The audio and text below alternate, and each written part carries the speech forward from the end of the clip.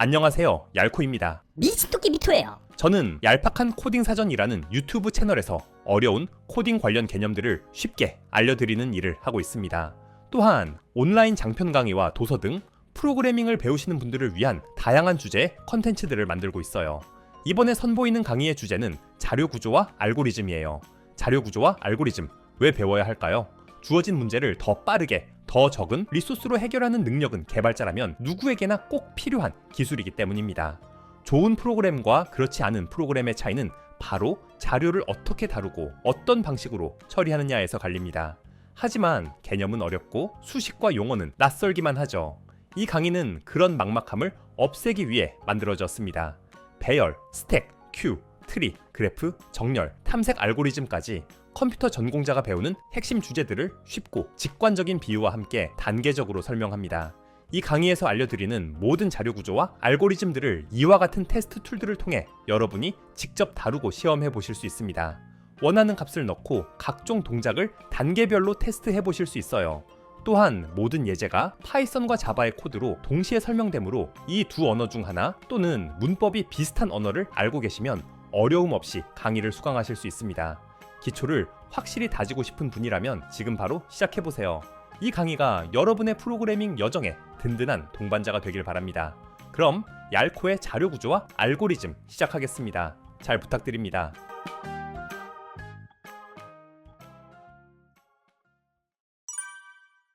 자료 구조와 알고리즘 강의의 첫 레슨으로 시간 복잡도와 공간 복잡도 그리고 빅5 표기법을 알아보겠습니다. 시간 복잡도와 공간 복잡도는 말하자면 알고리즘의 성능을 측정하는 척도예요. 자동차의 경우 연비와 마력, 매운 볶음 라면의 경우 스코빌 지수와 같다고 할 수 있죠. 시간 복잡도는 어떤 알고리즘이 다루는 데이터의 개수에 비해 얼마만큼의 시간을 사용하는가예요. 보다 정확히는 몇 번의 연산을 거쳐야 하는가입니다. 즉 시간이 아니라 횟수의 문제인 거죠. 공간 복잡도는 데이터에 비해 얼마만큼의 메모리 공간을 사용하는가를 나타냅니다. 예를 들어 여러 개의 컵들을 사용해서 스포츠 스태킹 등의 작업을 한다고 가정해 볼게요. 시간 복잡도는 이 작업을 위해 손을 몇 번 놀려야 하는가입니다. 지정된 방식으로 컵들을 쌓고 다시 포개는 데 필요한 손동작의 개수인 거죠. 공간 복잡도는 이 작업에 얼마나 큰 테이블이 필요한가라고 할 수 있어요.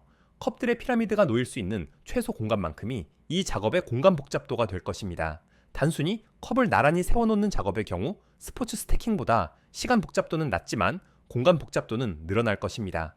손동작의 횟수는 줄어들지만 필요한 테이블 공간은 늘어나기 때문이죠.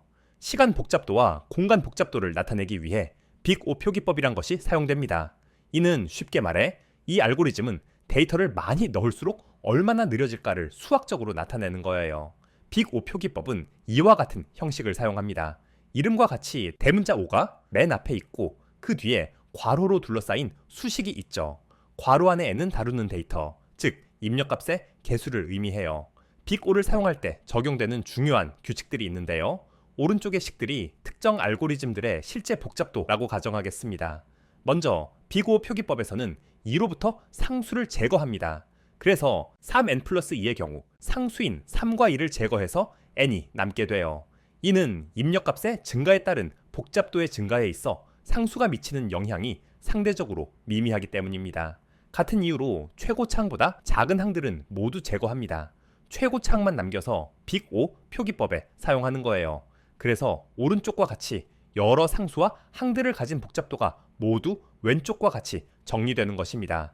상수와 작은 항들에서만 차이가 있는 알고리즘들은 모두 같은 성능으로 표시될 거예요. 성적을 점수별로 안 보고 90점대, 80점대 이렇게 등급별로 보겠다 이런 거예요? 네, 성능이 비슷한 알고리즘끼리는 같은 레벨로 묶어서 본다고 생각하시면 되겠습니다. 빅5 표기법으로 표현되는 시간 복잡도를 간단한 예시들과 함께 살펴보겠습니다. 각 예시의 작업을 어떻게 수행하느냐에 따라 달라질 수 있으므로 가볍게만 보아주세요. 먼저 쌓여있는 쿠키들 중 맨 위의 것을 집는 작업입니다. 이 작업은 이처럼 괄호 안에 상수인 1이 들어갑니다. 이는 쿠키가 몇 개가 쌓여 있는가와 관계없이 한 번에 손동작으로 완료되기 때문이죠. 쿠키가 수백 개 써있으면 사다리 타고 올라가야 되잖아요. 그런 건 생각하지 않기로 할게요.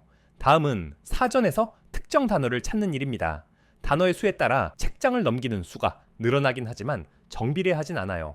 첫 페이지부터 하나하나 찾는 것이 아니라 단어의 철자로 위치를 짐작해가며 앞뒤로 찾아 나가는 거니까요. 그래서 단어 개수인 n보다는 작은 로그 n이 시간 복잡도가 됩니다. 다음은 오른쪽과 같이 체크박스에 하나하나 체크를 하는 작업입니다. 이건 딱 체크박스의 개수만큼 펜을 놀려야 하죠. 그래서 체크박스의 개수인 n이 이 작업의 시간 복잡도가 됩니다. 다음부터는 동작 횟수가 n을 넘어가게 됩니다. 숫자가 적힌 컵을 순서대로 정렬하는 것은 처음 상태 및 정렬 방법에 따라 다르지만 컵의 개수인 n보다는 더 많은 동작 횟수를 필요로 하게 돼요. 물론 사람의 방식대로 정렬하면 n보다 작아지겠지만 컴퓨터의 방식으로 정렬한다고 가정한 거예요. 이후 배울 병합 정렬 등 컴퓨터의 방식은 n로그 n의 시간 복잡도를 갖게 됩니다. 정렬 섹션에서 자세히 배우시게 될 거예요. 다음은 n명의 사람들이 각자 모든 다른 사람들과 악수를 하는 경우입니다. n과 n-2를 곱한 뒤 2로 나누는 식이기 때문에 빅5 표기법으로는 n의 제곱이 돼요. 다음은 집에 있는 옷들을 모든 조합으로 코디해보는 것입니다. 옷이 많아질수록 수많은 조합이 나올 것임을 직관적으로 알 수 있죠. 이에 n승이 시간 복잡도로 나오게 돼요. 마지막으로 극악의 시간 복잡도를 갖는 작업입니다. 각기 색이 다른 구슬들을 가능한 모든 순서대로 나열해보는 거예요. n의 팩토리얼이 이 작업의 시간 복잡도입니다. 이제까지 다양한 일상 예시를 통해 시간 복잡도의 여러 수준들을 살펴보았습니다. 정리하자면 시간 복잡도는 작업을 수행하는 데 필요한 연산의 수를, 공간 복잡도는 필요한 메모리 양을 측정합니다. 그리고 이들을 일반화하여 표현하는 도구가 바로 빅5 표기법이죠. 이러한 개념들은 알고리즘을 평가하거나 비교할 때 핵심적인 기준이 됩니다. 단순히 코드가 돌아간다고 끝이 아니라 얼마나 효율적으로 작동하는가를 판단해야 하기 때문이죠. 추후에 다양한 자료 구조와 알고리즘을 학습할 때도 지금 배운 개념들이 반복해서 등장할 거예요. 그러니 이번 강에서 배운 시간 복잡도, 공간 복잡도, 빅5 표기법은 앞으로의 여정에 있어서 아주 중요한 기초라고 할 수 있습니다. 이제 본격적으로 다양한 자료 구조와 알고리즘들을 하나씩 배워보겠습니다. 선형 자료 구조의 첫 번째 순서로 배열에 대해 알아보겠습니다. 배열이란 같은 타입의 데이터를 연속적인 메모리 공간에 저장하는 자료 구조예요. 각각 번호가 있고 나란히 붙어있는 의자들과도 같습니다. 특정 번호에 의자에 앉은 사람을 불러내는 건 빠르지만 중간에 누가 앉거나 자리를 떠나면 뒤에 사람들이 자리를 이동해야 하기 때문에 시간을 소모합니다.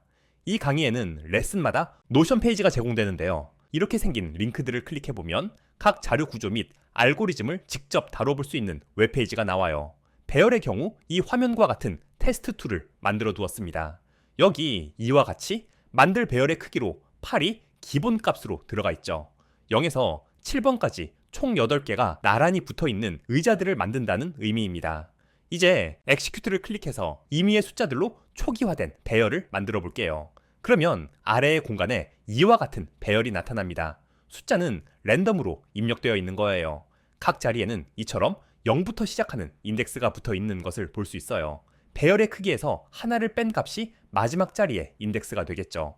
배열은 메모리상에서 모든 요소가 연속적으로 배치됩니다. 이 레고판이 메모리 공간이라고 치면 데이터를 여기저기 끼우는 것이 아니라 이처럼 연속된 공간에 나란히 끼운다는 의미예요. 곳곳에 흩어진 의자보다 나란히 붙은 의자들이 공간이 덜 차지하고 특정 자리를 찾기도 쉬운 것처럼 배열은 메모리 효율성이 높고 캐싱 및 요소 접근이 빠르다는 이점을 가져요. 배열을 만드는 일은 시간 복잡도와 공간 복잡도가 모두 n입니다. 크기가 8인 배열의 경우 의자를 8번 가져다 놓아야 하므로 시간 복잡도가 자리의 수와 비례하고 의자가 놓일 공간도 가져다 놓을 의자 수만큼 필요하기 때문에 공간 복잡도도 그와 같은 거예요. 이런 식으로 시간 복잡도와 공간 복잡도가 계산된다고 보시면 되겠습니다. 이제 이 배열에 관련된 여러 작업들을 수행해 볼게요. 이 오퍼레이션 선택창을 클릭해보면 이와 같이 몇 가지 작업들을 선택할 수 있도록 되어 있습니다. 그중 액세스 엘리먼트를 선택해 보겠습니다. 그러면 이처럼 인덱스를 입력하는 칸이 나올 거예요. 의자에 적힌 번호처럼 배열의 특정 인덱스에 위치한 데이터를 조회하는 기능입니다.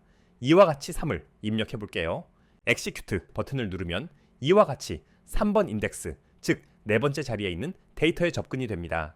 이 작업은 이처럼 1의 시간 복잡도를 가져요. 배열이 얼마나 큰가에 상관없이 인덱스로 주어진 의자의 번호를 말하면 되는 것이기 때문입니다.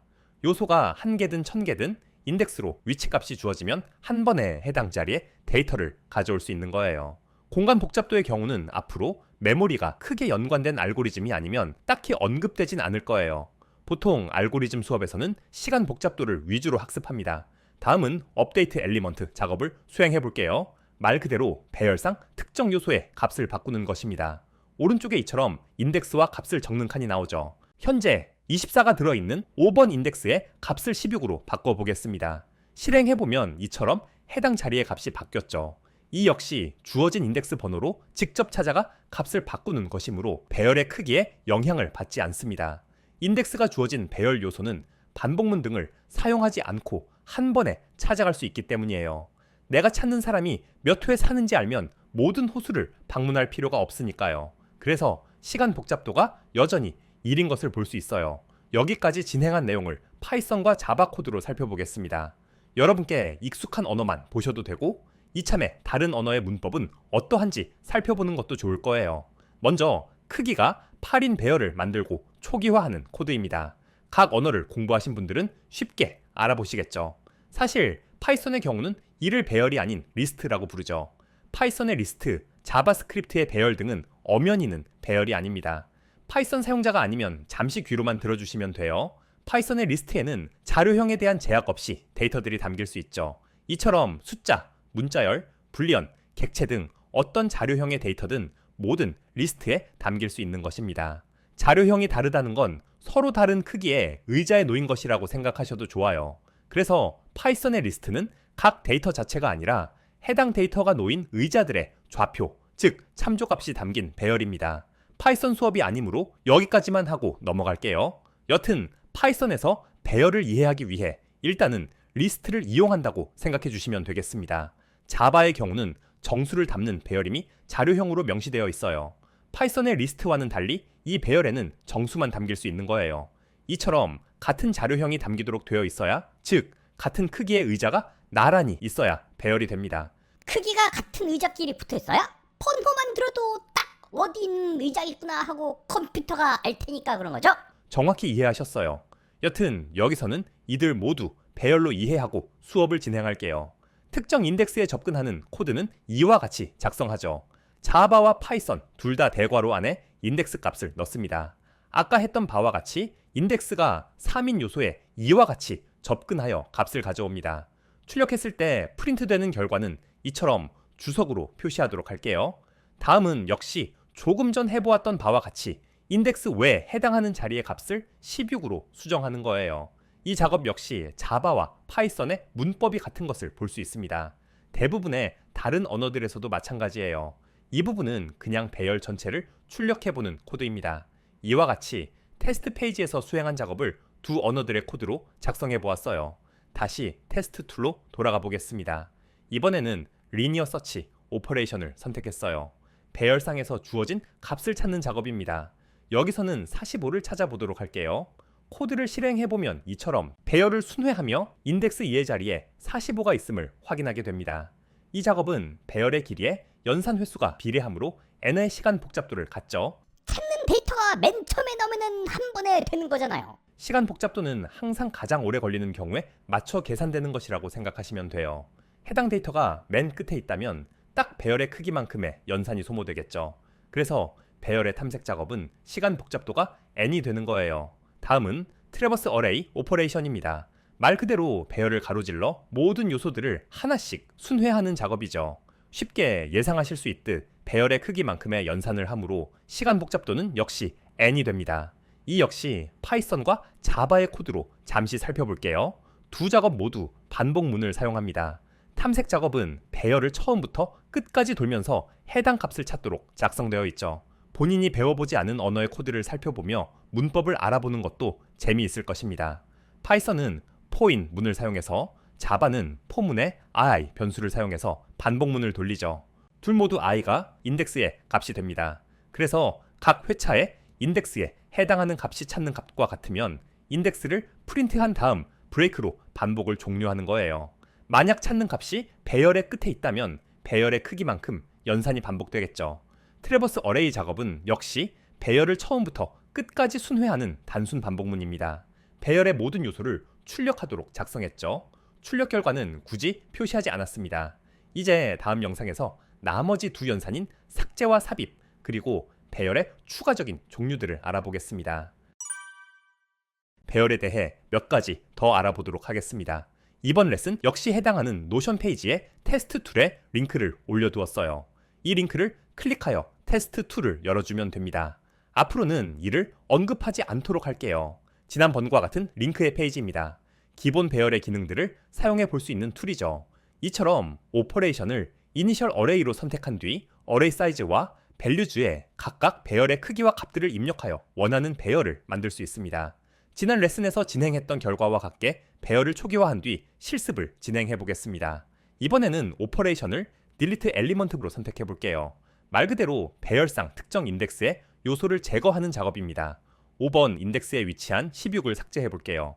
실행 버튼을 눌러보면 해당 숫자가 사라진 뒤 그 뒤에 요소가 앞으로 당겨진 것을 볼 수 있습니다.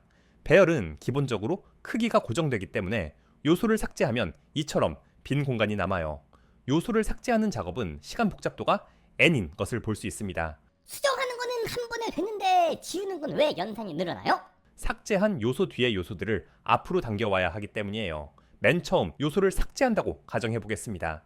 그러면 그 뒤에 모든 요소들을 하나씩 앞으로 당겨야 하기 때문에 배열의 길이보다 하나 적은 수의 연산을 해야겠죠. 고정된 채 나열된 의자에서 사람들이 움직여야 하기 때문에 배열의 요소 삭제 작업은 많은 연산을 필요로 할 수 있게 되는 거예요. 이번에는 반대로 요소를 추가하는 작업을 해보겠습니다. 오퍼레이션에서 인서트 엘리먼트를 선택해 주세요. 현재 배열의 빈자리가 하나 남아있기 때문에 요소를 추가할 수가 있어요. 위와 같이 인덱스 1의 자리에 33을 추가해 보도록 하겠습니다. 그렇게 하려면 기존에 인덱스 1에 있던 요소부터 나머지 요소들 모두를 한 자리씩 뒤로 이동해야겠죠. 그래서 이 작업의 시간 복잡도도 n인 것을 미리 알 수 있어요. 실행 버튼을 누르면 의도한 바와 같이 뒤에 기존 요소들을 뒤로 밀어낸 뒤 인덱스 1에 33이 추가됩니다. 다시 꽉 찬 배열이 되었죠. 이 작업들을 코드로 살펴보겠습니다. 파이썬의 리스트는 배열이 아니라고 지난 레슨에서 말씀드렸죠. 그래서 파이썬 코드에서는 리스트의 요소를 제거할 때 뒤에 요소들을 당기는 작업을 따로 해줄 필요가 없습니다. 배열의 남은 공간에 대해서도 생각할 필요가 없어요. 요소를 추가할 때 또한 마찬가지예요. 때문에 파이썬의 경우는 따로 살펴볼 부분이 없습니다. 문제는 자바의 배열이에요. 자바는 배열의 정의와 같이 지정된 크기를 갖고 있고 모든 요소들이 메모리상에 나란히 위치하죠. 그래서 자바 배열에서 한 요소를 제거하는 과정은 이런 식으로 이루어집니다. 주어진 인덱스 이후의 요소들을 하나씩 앞으로 당기는 거예요. 삭제할 인덱스가 5이기 때문에 5부터 반복문을 돌립니다. 각 루프에서는 뒷자리에 있는 값을 앞자리로 당겨주고 있음을 알 수 있죠. 인덱스가 하나 더 큰 자리의 값을 하나 적은 자리의 값에 넣어줌으로써 값을 앞으로 당기는 거예요. 5번 인덱스에 있던 값은 6번 인덱스에 있던 값으로 대체되므로 해당 값은 덮어 씌워져서 제거되는 거죠. 그리고 배열의 마지막 자리는 널을 넣어서 빈 자리임을 명시했어요. 참고로 자바의 숫자 배열에 널 값을 넣을 수 있으려면 기본 자료형인 int가 아니라 클래스인 인티저의 배열을 사용해야 합니다. 아래는 배열 자체를 프린트하는 코드예요.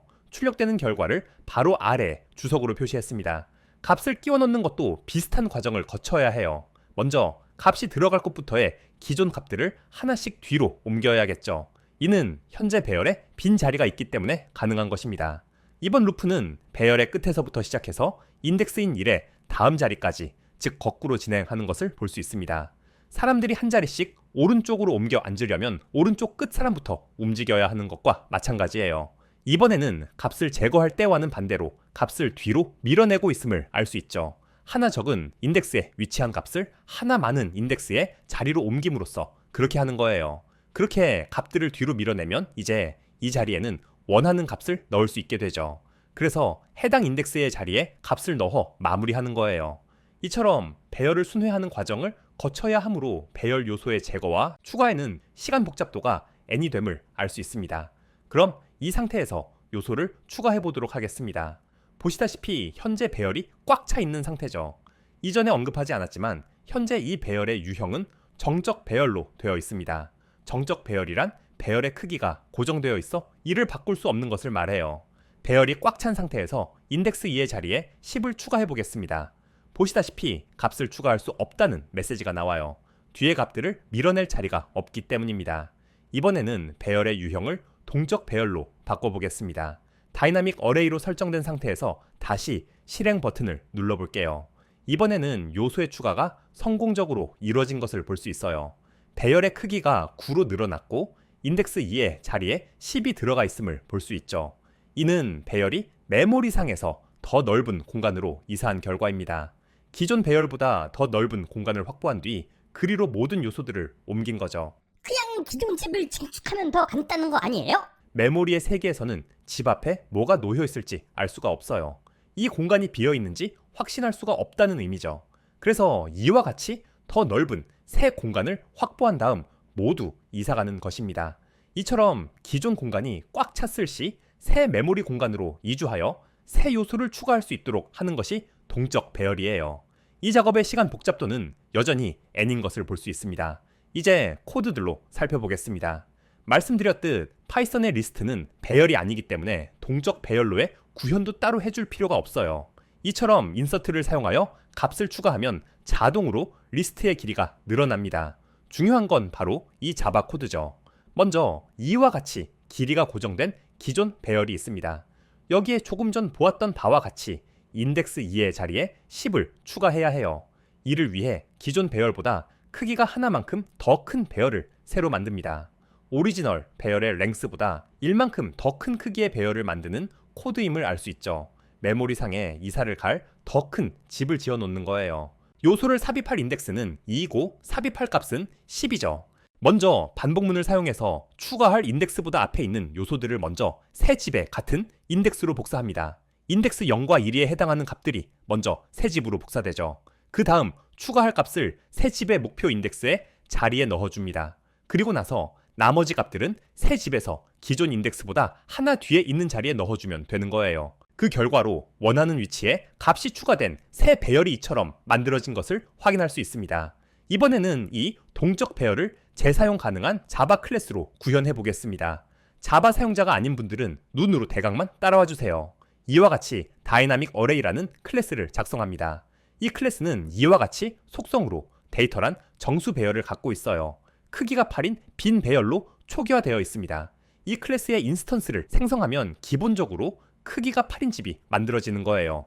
아래의 사이즈는 배열의 전체 공간이 아닌 실제로 값이 들어있는 부분의 크기를 나타내요. 처음에는 이 배열에 아무것도 없으므로 사이즈가 0입니다. 여기서 중요한 건 이 ensure capacity 메소드입니다. 이는 공간이 부족할 시 더 넓은 집으로 이사하는 메소드예요. 이 메소드의 기능은 사이즈의 값이 데이터 배열의 크기에 다다랐을 때, 즉 집이 꽉 찼을 때 실행됩니다. 여기서는 넉넉하게 기존 집보다 2배 넓은 새 집을 구해요. 기존 배열의 랭스보다 2배 크기를 가진 new data란 이름의 새 배열을 만드는 코드임을 볼 수 있죠. 그리고 반복문을 사용해서 기존 집에 있는 물건들을 하나하나 새 집으로 옮깁니다. 새로 만들어진 2배 크기의 배열에 기존 배열의 요소들을 복사하여 옮기는 거예요. 새 집인 new data에는 아직 절반의 남은 공간이 있겠죠. 그 다음 이전 집의 주소가 저장되어 있던 데이터에 새 집의 주소를 값으로 넣어줍니다. 이것이 ensure capacity 메소드의 기능이에요. 다음은 add 메소드입니다. 앞에서부터 값을 하나씩 넣을 때 사용되는 메소드예요. 이 메소드는 요소를 추가하기 전 반드시 ensure capacity 메소드를 실행해서 빈 공간을 확보합니다. 배열이 꽉 찬 상태에서 add를 호출하면 ensure capacity가 먼저 실행되는 거예요. 그 다음 사이즈의 값을 하나 늘리면서 마지막 요소 뒤로 주어진 값을 추가하는 거죠. 요소가 추가될 때마다 사이즈가 1씩 증가할 것입니다. 다음 메소드는 주어진 위치에 요소를 추가하는 인서트입니다. add는 마지막 요소 뒤에 값을 추가하고 인서트는 주어진 인덱스에 추가한다는 것이 차이예요. 인서트의 작업 역시 공간이 확보되어야 하기 때문에 ensure capacity를 먼저 실행합니다. 그리고 나서 앞서 배운 방식대로 주어진 인덱스의 자리에 요소를 추가하는 거예요. 해당 인덱스 뒤의 요소들을 하나씩 뒤로 옮긴 다음 인덱스의 자리에 주어진 값을 넣는 것입니다. 당연히 사이즈의 값도 하나 늘려줘야겠죠. 이렇게 작성된 다이나믹 어레이 클래스의 인스턴스를 오른쪽 아래와 같이 생성합니다. 8개의 빈 공간이 있는 배열을 가진 인스턴스겠죠. 먼저 이 인스턴스에 너hl 8개의 값을 임시 배열로 만들었어요. 그리고 반복문을 사용해서 add 메소드로 이들을 하나하나 인스턴스에 넣어줍니다. 인스턴스 내부에 있는 배열이 이 시점에서 꽉 찰 거예요. 그 다음 insert 메소드를 사용해서 인덱스 2의 자리에 10을 넣어주는 것입니다. 이 시점에서 ensure capacity 실행되어 내부 공간이 16이 되고 9개의 값이 들어있게 될 거예요. 결과적으로 이 인스턴스 내부에는 맨 아래의 주석과 같은 데이터들이 담기게 되는 것입니다. 값들을 계속 추가하면 내부 배열이 꽉 찰 때마다 2배로 늘어나게 되겠죠. 이런 식으로 동적 배열을 직접 구현할 수 있는 것입니다. 자바쯤되는 언어에서 사용자가 이런 걸 직접 구현해야 될 것 같진 않은데요? 맞아요. 자바에는 내장 라이브러리로 어레이리스트라는 동적 배열이 제공됩니다.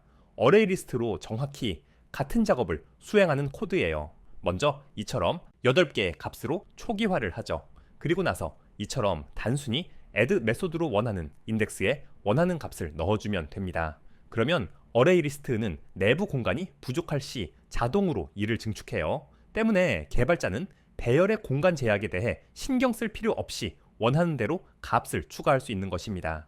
자바의 어레이리스트와 같이 대부분의 주류 언어들에서 동적 배열을 제공하기 때문에 우리는 그 원리만 이해하고 있으면 돼요. 파이썬의 리스트도 넓은 의미에서는 동적 배열이라고 할 수 있고요. 이번 레슨에서는 이처럼 정적 배열과 동적 배열을 비교하며 알아보았습니다. 다음 레슨에서는 2차원 배열을 간단히 살펴보겠습니다. 이번 레슨부터는 자료 구조에서 매우 중요한 개념인 스택과 큐를 알아볼 것입니다. 이들은 각각 이 그림과 같은 형태를 갖고 있어요. 먼저 스택은 한쪽 입구만 열린 프링글스 통과 같습니다. 공들을 넣으면 가장 먼저 넣은 공은 맨 아래에 위치하죠. 공들을 하나씩 꺼낼 때는 가장 마지막에 넣은 것을 가장 먼저 꺼내게 됩니다. 그렇기 때문에 스택의 방식은 last in, first out, 줄여서 LIFO라고 불려요. 첫 번째 요소는 맨 나중에 꺼내어지게 되겠죠. 큐는 스택과는 상반되는 개념입니다. 큐는 오른쪽과 같이 위아래가 뚫린 파이프의 형태를 하고 있어요. 공들이 한쪽으로 들어와서 반대편으로 나가는 구조입니다. 그래서 큐에는 가장 먼저 넣은 공이 가장 먼저 빠져나가게 되고 나중에 넣은 공일수록 더 늦게 나가게 되죠. 이러한 방식을 first in, first out, 줄여서 FIFO라고 부릅니다. 스택과 큐는 데이터의 순차적 처리와 순서 제어를 위한 기본 자료 구조로 다양한 알고리즘의 핵심적인 빌딩 블록이 됩니다. 이번 레슨에서는 먼저 스택을 알아보도록 할 거예요. 현 레슨의 테스트 페이지로 들어와 보겠습니다. 화면 가운데에 빈 스택이 놓여 있음을 볼 수 있죠. 스택은 이와 같이 3가지 기능들을 갖고 있습니다. 요소를 하나 넣는 푸시, 하나를 꺼내는 팝, 그리고 맨 위에 무엇이 들어있나 보는 피크가 있어요. 현재 스택이 비었으므로 먼저 푸시를 선택하여 요소들을 넣어보겠습니다. 이와 같이 값을 입력한 뒤 엔터를 치면 스택의 맨 아래부터 쌓여 나가는 것을 볼 수 있어요. 4개의 숫자들을 넣어보았습니다. 프링글스 통이 얼마나 크고 칩이 몇 개가 들었는가는 새 칩을 넣는 속도와는 연관이 없죠. 그래서 푸시 작업의 시간 복잡도는 1입니다. 다음은 맨 위의 요소를 확인하는 피크 작업을 테스트해 볼게요. 이와 같이 탑으로 표시된 마지막으로 넣은 요소의 값을 확인하는 단순한 작업입니다. 프링글스 통을 들여다보기만 하면 되므로 역시 시간 복잡도는 1이지요. 마지막으로 값을 위에서부터 하나씩 꺼내는 팝 작업이에요. 마지막으로 넣은 값부터 역순으로 꺼내게 되고 역시 1의 시간 복잡도를 가집니다. 맨 처음 넣은 요소가 이처럼 마지막에 남게 되죠. 물론 그 이후에도 값들을 넣고 빼는 작업을 계속할 수 있습니다. 이와 같은 스택 구조는 우리가 웹서핑이나 문서 작업 등을 할 때 매우 유용하게 사용되고 있어요. 우리가 웹페이지들을 이용할 때 링크를 클릭하거나 주소를 입력하여 다음 페이지로 넘어갈 때마다 브라우저에는 이와 같이 페이지에 스택들이 쌓이게 됩니다. 가장 먼저 방문한 페이지는 스택의 맨 아래, 현재 방문한 페이지는 스택의 맨 위에 놓이게 되죠. 그래서 뒤로 가기 버튼을 누를 때마다 팝이 실행되어 바로 이전 페이지로 돌아가게 되는 거예요. 그러면 워드 같은 거 쓸 때 컨트롤하고 Z 눌러서 되돌리는 것도 스택을 쓰는 거겠네요? 맞아요. 실제 구현은 더 복잡하지만 각 작업의 내역들이 스택에 쌓인다고 보시면 되겠습니다. 이제 이 스택을 파이썬과 자바의 코드로 각각 구현해 볼게요. 먼저 배열을 사용한 구현을 살펴보겠습니다. 프링글스 통처럼 크기가 고정된 정적 배열 형태의 스택을 구현하는 거예요. 여기에 사용될 어레이 스택 클래스의 윗부분이에요. 이 스택 클래스는 이와 같이 스택, 캐퍼시티, 그리고 탑이란 속성들을 가져요. 스택은 프링글스 통 역할의 배열, 캐퍼시티는 담을 수 있는 요소의 수, 탑은 맨 위에 요소를 가리키는 포인터입니다. 클래스의 생성자는 매개 변수로 캐퍼시티를 전달받죠. 스택을 생성할 때 몇 개의 요소까지 넣을 수 있을지를 제한하는 것입니다. 정적 배열을 사용하는 자바는 오른쪽과 같은 문법으로 배열의 크기를 지정할 수 있죠. 파이썬은 동적 배열 형태의 리스트를 사용하지만 왼쪽과 같은 문법으로 정적 배열처럼 동작하도록 만들 수 있습니다. 탑은 처음에는 -1로 초기화되어 있어요. 스택이 비었다는 의미입니다. 이제 첫 번째 메소드인 푸시를 살펴볼게요. 크기가 제한된 스택이기 때문에 새 요소를 넣기 전에 먼저 스택이 가득 찼는지를 확인해야 합니다. 탑에 하나를 더한 값이 캐퍼시티와 같다면 스택 내의 배열이 가득 찬 상황이므로 예외를 던져요. 스택에 자리가 있다면 탑의 값을 1 늘려준 뒤 이를 인덱스로 하는 자리에 매개 변수로 받은 값을 넣어줍니다. 만약 첫 요소라면 탑이 0이 되고 배열의 인덱스 0의 자리에 값이 들어가게 되겠죠. 다음은 값을 하나씩 꺼내는 팝입니다. 여기서는 거꾸로 배열이 비어있지 않은지를 확인해야 해요. 곧 살펴볼 is empty 메소드는 스택 내부에 배열이 비었는지 여부를 반환합니다. 참이 반환된다면 예외를 발생시켜서 메소드를 종료하죠. 아니면 탑을 1 감소시켜요. 내부의 배열에는 꺼내어지는 요소가 남아있지만 탑이 더 이상 2를 가리키지 않기 때문에 없는 것과 다름없는 것이 됩니다. 일반적으로 스택에서 값을 꺼내면서 해당 값을 밖에서 사용하기 때문에 이처럼 꺼내어지는 값을 반환하도록 작성해요. 클래스의 나머지 메소드들입니다. 먼저 이 is empty 메소드는 스택이 비었는지 여부를 반환해요. 탑의 값이 -1이면 요소가 없는 상태라고 말씀드렸죠. 다음은 pick 메소드입니다. 이는 맨 위에 쌓인 요소의 값을 확인만 하는 메소드라고 했죠. 먼저 방금 살펴본 is empty 메소드를 실행해서 스택이 비어있지 않는지 확인해요. 스택이 비었을 경우 예외를 발생시켜 메소드를 종료하고 요소가 있다면 탑을 인덱스로 갖는 요소를 반환합니다. 마지막으로 size 메소드는 탑의 값을 기준으로 현재 들어있는 요소들의 수를 반환하는 거예요. 이제 이 클래스를 사용하는 코드입니다. 생성제 스택의 최대 크기를 5으로 전달하여 인스턴스를 생성해요. 요소를 5개까지 담을 수 있는 스택이 만들어진 거예요. 그리고 나서 5개의 숫자들을 푸시 메소드로 넣어줘요. 코드에서 보이는 바와는 반대로 5가 가장 아래에 4가 가장 위에 쌓이겠죠. 그리고 나서 팝 메소드를 실행하고 반환받은 값을 출력합니다. 스택에서는 4가 빠져나오고 이 값이 프린트 메소드에 담겨 출력되죠. 다시 팝을 실행하면 바로 아래에 있는 7이 꺼내어지게 돼요. 이제 스택에서 마지막으로 넣은 두 요소들은 꺼내어졌죠. 이때 피크를 실행하면 남은 요소들 중 가장 위에 있는 8이 반환돼요. 사이즈 메소드는 남은 요소들의 개수를 반환하고 아직 스택에 남은 요소들이 있기 때문에 is empty 메소드는 거짓을 반환합니다. 이것이 배열을 사용하여 구현한 스택 클래스예요. 정적 배열은 크기가 고정되어 있기 때문에 넣을 수 있는 요소들의 수가 한정되고 배열의 크기만큼 요소들이 들어가지 않으면 낭비되는 공간이 생깁니다. 그래서 이번에는 배열 다음에 배운 연결 리스트를 사용해서 스택을 구현해 볼게요. 프링글스 통에 칩을 넣는 형태가 아닌 레고 블럭을 위로 쌓아가는 형태인 것입니다. 연결 리스트는 크기에 제한이 없으므로 얼마든지 요소를 넣고 꺼낼 수 있는 스택을 구현할 수 있습니다. 연결 리스트에서는 이와 같이 각 요소를 나타내는 노드 클래스를 사용했죠. 스택에는 단일 연결 리스트를 사용할 것이므로 이처럼 데이터와 넥스트 속성만 갖고 있습니다. 데이터는 생성자 매개 변수로 주어진 값으로 넥스트는 빈 값으로 초기화되죠. 다음은 연결 리스트 기반의 스택 클래스입니다.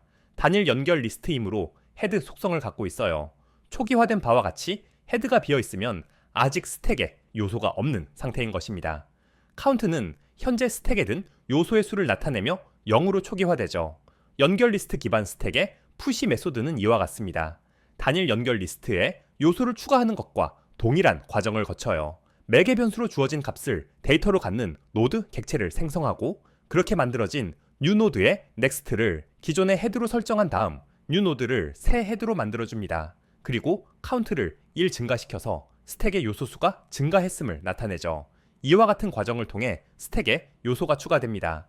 나머지 메소드들을 살펴볼게요. 스택이 비었는지 확인하는 isEmpty 메소드는 헤드가 비어 있는지 여부를 스택에 든 요소의 개수를 반환하는 size 메소드는 카운트 속성의 값을 반환하면 됨을 쉽게 알 수 있죠. 다음은 맨 위의 요소를 꺼내는 pop 메소드입니다. 여기서도 먼저 isEmpty 메소드를 사용해서 스택이 비었을 경우 예외를 던지죠. 꺼낼 요소가 있을 시 꺼낼 값을 반환해야 하므로 먼저 해당 값을 아이템이란 변수에 저장한 다음 마지막에 반환해요. 그리고 헤드를 기존 헤드의 다음 사람으로 바꿔줌으로써 기존의 헤드를 비상연락망에서 끊어지게 만들어줍니다. 마지막으로 카운터의 값을 하나 내려서 마무리 짓죠. 피크도 간단합니다. 스택이 비어있지 않다면 헤드에 속하는 요소의 값을 반환하면 돼요. 이들이 연결 리스트 기반의 스택에 구현된 메소드들입니다. 마지막으로 위와 같이 작성한 클래스를 활용하는 코드입니다. 여기서 달라지는 부분은 스택 클래스를 생성하는 부분뿐이에요. 연결 리스트 기반의 스택은 생성자의 스택의 크기를 인자로 전달하지 않죠. 앞서 말씀드렸듯 크기 제한이 없는 스택이기 때문입니다. 그 아래 부분은 코드도 실행 결과도 배열 기반 스택의 코드와 동일해요. 메소드들의 이름과 매개 변수, 반환 값의 형태가 동일하므로 구현 원리는 달라도 실행 결과는 같은 것입니다. 차이가 있다면 연결 리스트 기반의 스택은 요소들을 제한 없이 넣을 수 있다는 점이죠. 연결 리스트 기반 스택에 단점이 있다면 각 요소마다 다음 요소의 전화 번호를 가져야 하므로 추가 메모리를 차지한다는 점입니다. 각 요소마다 이처럼 next란 값을 추가로 가져야 하는 거예요. 데이터 자체만 저장하면 되는 배열 기반의 스택보다 메모리 사용량은 늘어나겠죠. 그래서 요소들의 크기가 고정되어 있고 간단한 구현이 선호될 때는 배열 기반 스택이 크기가 유동적이고 삽입, 삭제가 자주 발생하는 상황에는 연결 기반 스택이 보다 많이 사용됩니다. 컴퓨터에서 스택이 유용하게 사용되는 예시로 콜 스택이 있습니다. 왼쪽에 작성된 이 자바스크립트 코드를 잠시 살펴보아 주세요. 자바스크립트 개발자가 아니어도 알아보시는데 큰 어려움은 없을 거예요. 보시다시피 4개의 함수들이 작성되어 있습니다. 이들은 마치 릴레이처럼 맨 위의 함수부터 시작해서 각 함수가 그 아래에 있는 함수들을 호출하도록 되어 있습니다.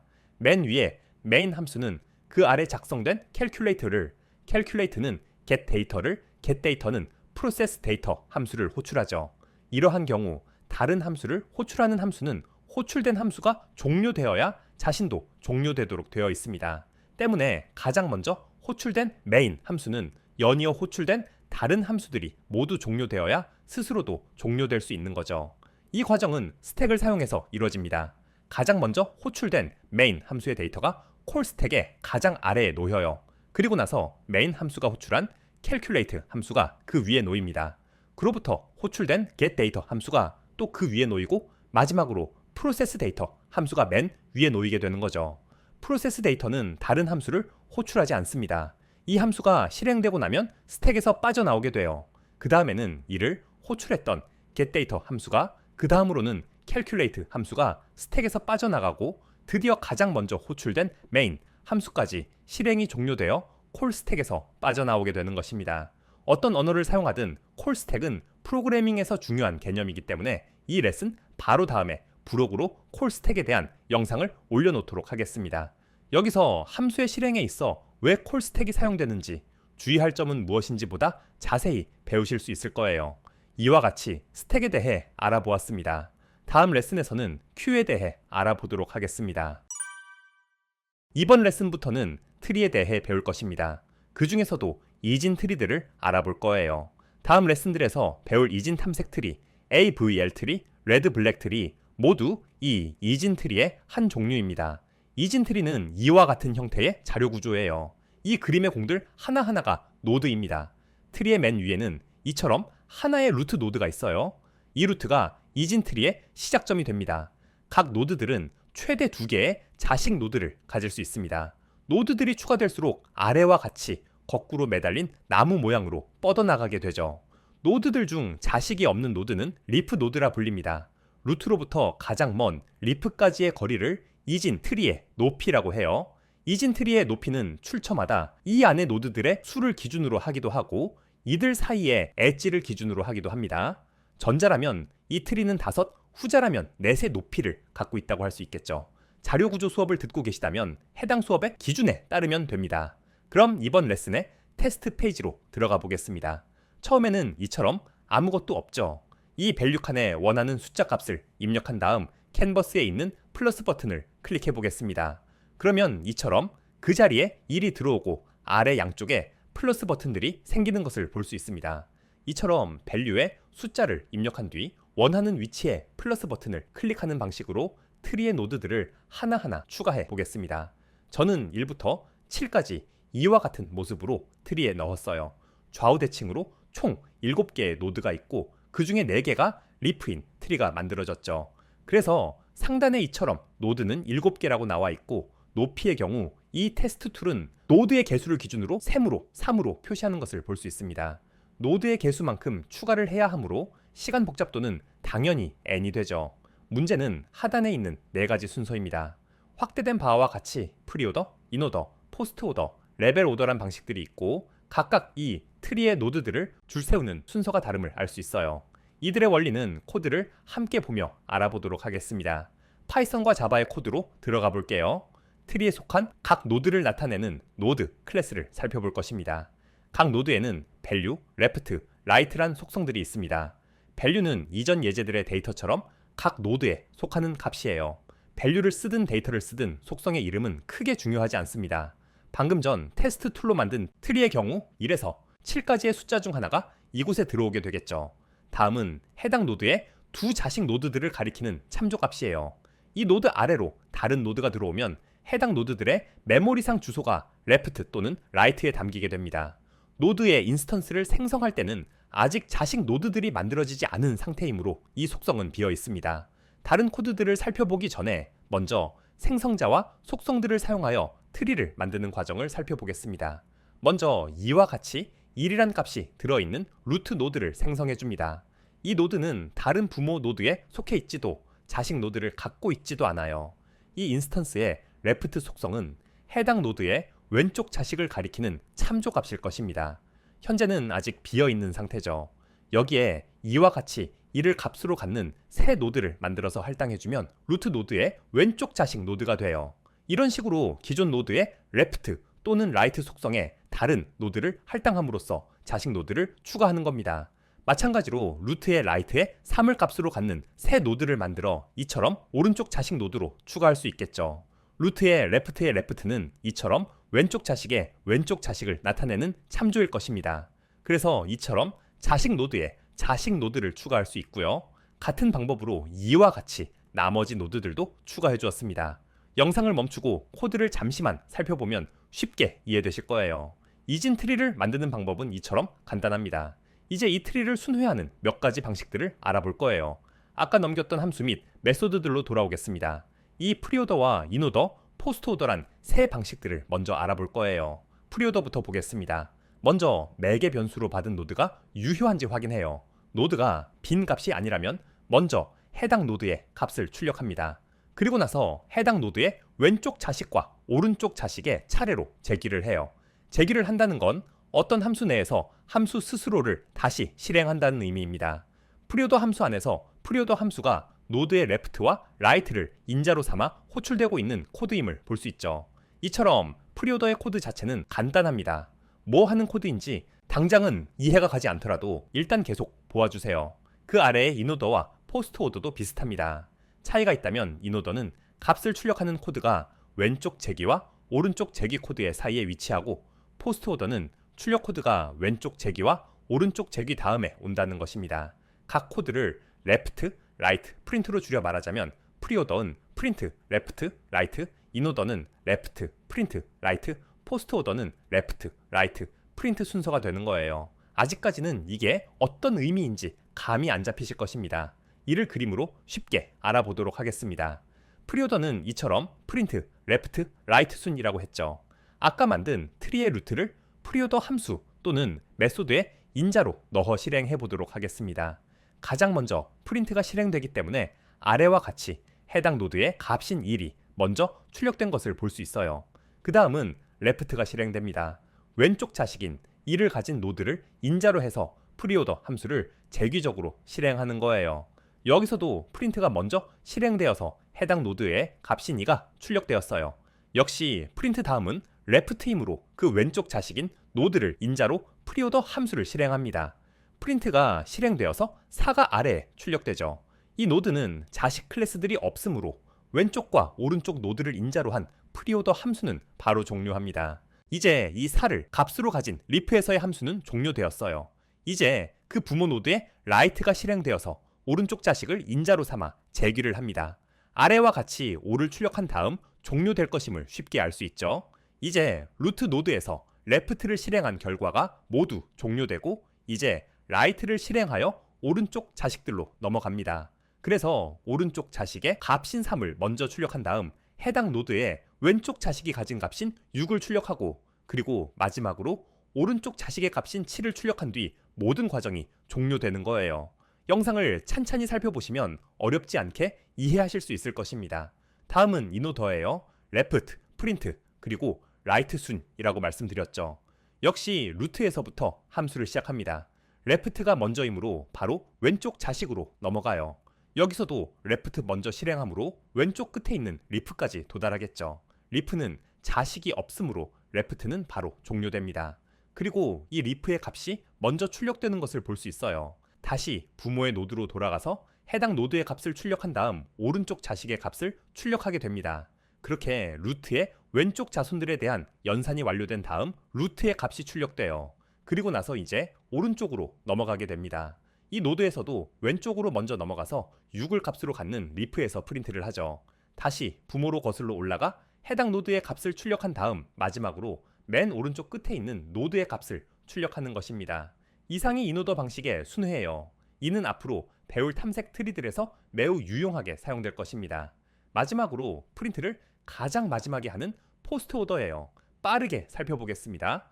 여기서도 맨 왼쪽 리프의 값까지 도달한 다음 그 값을 출력하죠. 프린트보다 라이트가 먼저이므로 왼쪽으로의 재기를 마친 후 바로 오른쪽으로 재기를 합니다. 그리고 나서야 부모 노드 자신의 값을 출력하죠. 루트 역시 왼쪽 자식들의 재귀가 끝나면 바로 오른쪽으로 재귀를 시작해요. 그렇게 맨 오른쪽 리프의 값들까지 모두 출력된 다음 그 부모 노드가 비로소 자신의 값을 출력하고 루트의 값은 맨 마지막에 출력되는 것입니다.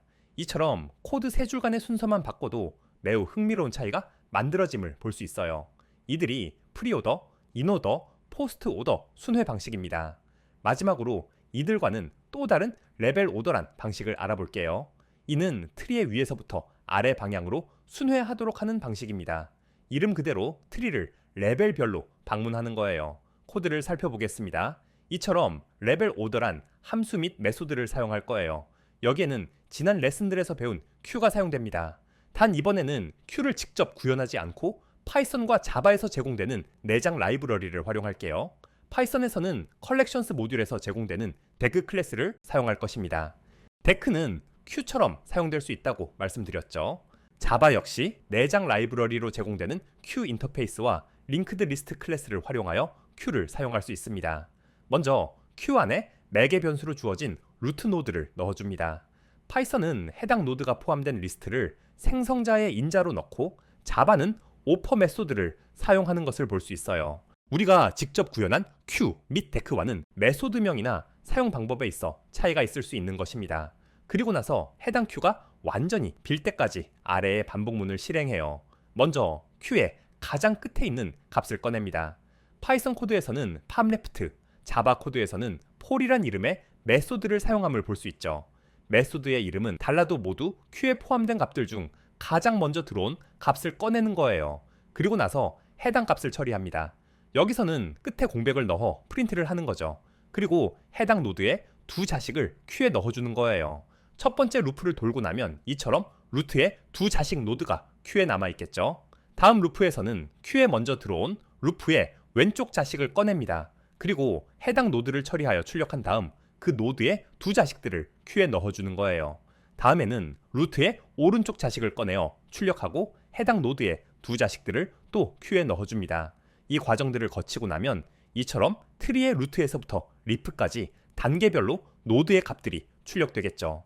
한 번에 이해되지 않으셨더라도 이 부분을 한 번 더 찬찬히 돌려보시면 어렵지 않게 이해하실 것입니다. 마지막으로 이 순회, 함수 및 메소드들을 실행해보는 코드입니다. 윗부분은 아까 보여드린 대로 트리를 만드는 코드죠. 그 아래에 이와 같이 4가지의 순회들을 테스트합니다. 각 함수 및 메소드의 인자로 루트 노드가 들어갔음을 볼 수 있죠. 다른 노드를 넣으면 해당 노드와 그 하위 노드들을 순회하게 될 것입니다. 각각의 결과가 오른쪽의 주석과 같이 출력됨을 보실 수 있을 것입니다. 오늘 배운 4가지 순회 방식은 각각 적합한 용도가 있어요. 프리오더 방식은 루트를 먼저 방문함으로 트리 구조 자체를 복제하거나 저장할 때 유용합니다. 인오더는 오는 레슨들에서 배울 이진 탐색 트리에서 오름차순 정렬된 결과를 얻을 때 사용돼요. 다음 레슨부터 직접 보시게 될 거예요. 자식 노드부터 방문하는 포스트 오더는 하위 노드부터 삭제가 필요한 상황, 예를 들어 트리 전체를 삭제할 때 적합합니다. 레벨 오더는 최단 경로 탐색 등 트리를 깊이별로 순회할 필요가 있을 때 유용하게 쓰여요. 이와 같이 이진 트리와 그 순회 방식들을 알아보았습니다. 다음 레슨에서는 이진 탐색 트리를 알아보도록 하겠습니다. 이번 레슨에서는 이진 탐색 트리에 대해 배워보겠습니다. 이름에서 알 수 있듯 이는 이진 트리의 일종이에요. 한 노드가 최대 2개의 자식 노드를 가질 수 있는 구조입니다. 이 이진 탐색 트리에는 조건이 하나 더 붙어요. 각 노드의 값은 왼쪽 자식이 가진 값보다는 크고 오른쪽 자식의 값보다는 작아야 한다는 것입니다. 트리를 찬찬히 살펴보시면 모든 노드들이 이 조건을 만족하고 있음을 볼 수 있어요. 예를 들어 루트의 경우 왼쪽 노드의 4보다는 크고 오른쪽 노드의 12보다는 작은 8을 값으로 갖는 것을 볼 수 있죠. 이러한 특징 때문에 이진 탐색 트리의 가장 왼쪽 리프에는 가장 작은 값이, 가장 오른쪽 리프에는 가장 큰 값이 담기는 것을 볼 수 있습니다. 근데 이걸 갖다가 뭐에 쓰는데요? 숫자들이 이진 탐색 트리에 저장되면 각각의 크기가 그 위치에 반영되게 돼요.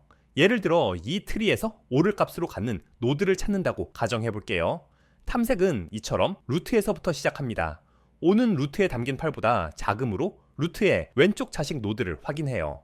그곳에 담긴 4보다는 크기 때문에 이번에는 해당 노드의 오른쪽 자식을 확인합니다. 이 노드의 값은 6이므로 그것의 왼쪽 노드를 확인해보면 이처럼 5를 찾을 수 있는 거예요. 이진 탐색 트리에서 이와 같은 검색 작업은 평균적으로는 로그 n의 시간 복잡도를 갖습니다. 시간 복잡도가 로그 n인 것은 사전에서 단어를 찾는 것과 비슷한 빠르기라고 말씀드렸죠.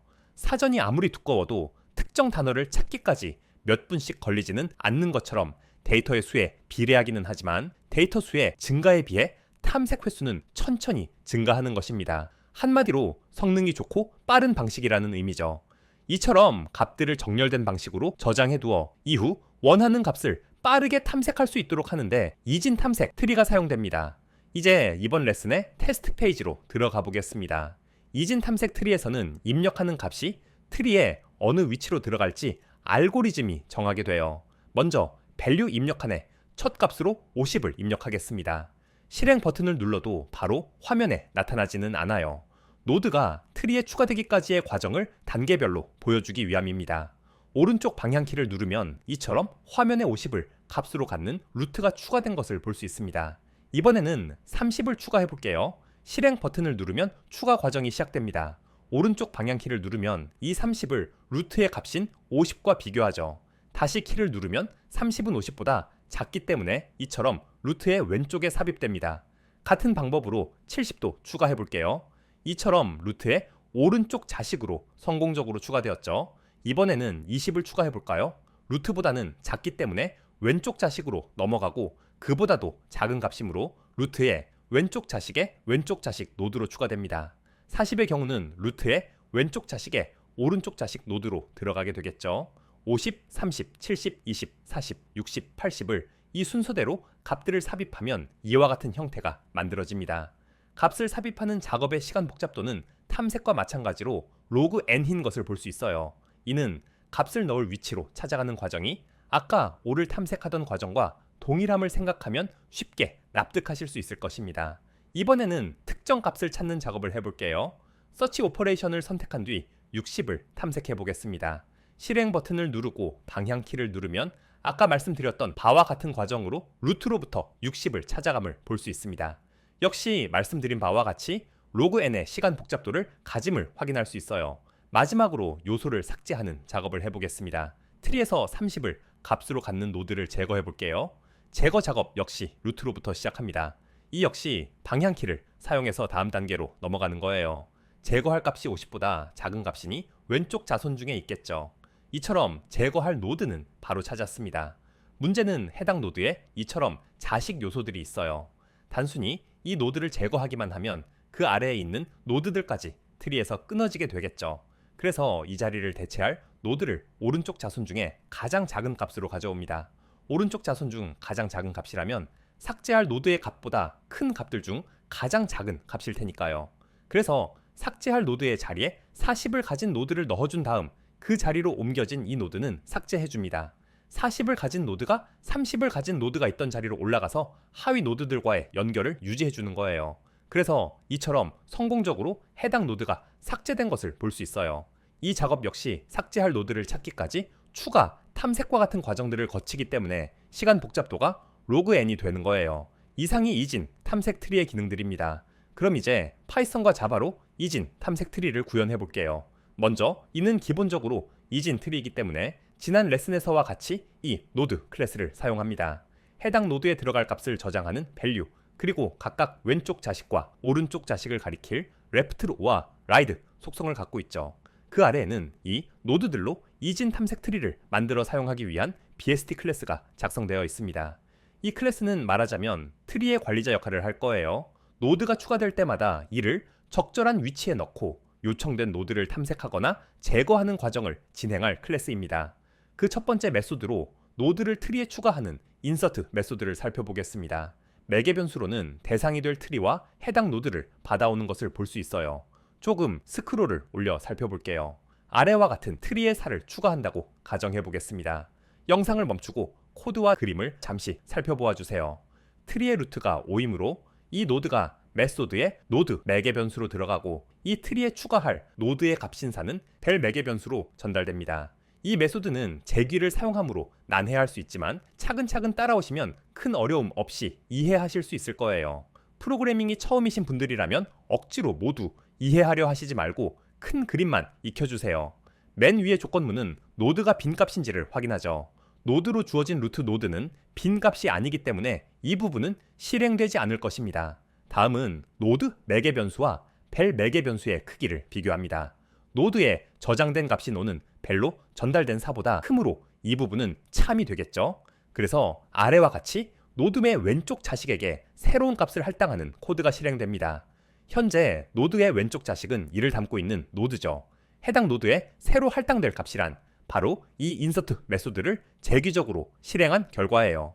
첫 번째 인자로는 루트의 왼쪽 자식이자 이를 값으로 가진 노드를, 두 번째 인자로는 벨로 주어진 사가 그대로 들어가는 것입니다. 잠시 영상을 멈추고 코드를 살펴보실 필요가 있을 거예요. 쉽게 말해 루트의 왼쪽 자식인 이 노드에 그 노드 자신을 인자로 넣어 인서트 메소드를 제귀적으로 실행한 결과를 새 값으로 넣어주는 것입니다. 인서트 메소드 안에서 인서트 메소드를 실행하는 것이기 때문에 제귀적이라고 말하는 것이죠. 제귀, 즉 함수 안에서 해당 함수를 다시 실행하는 건 영화 인셉션에서처럼 꿈속에서 다시 꿈을 꾸는 것과도 비슷해요. 이번 예제에서는 제귀란 개념을 중첩된 꿈에 비유하여 설명해 보겠습니다. 그럼 이 꿈 안의 꿈속으로 들어가 보겠습니다. 이렇게 들어왔어요. 이 꿈속에서는 이를 가진 노드가 주인공이에요. 이처럼 루트의 왼쪽 자손 트리를 대상으로 하는 또 다른 인서트 메소드가 제귀적으로 실행된 것이죠.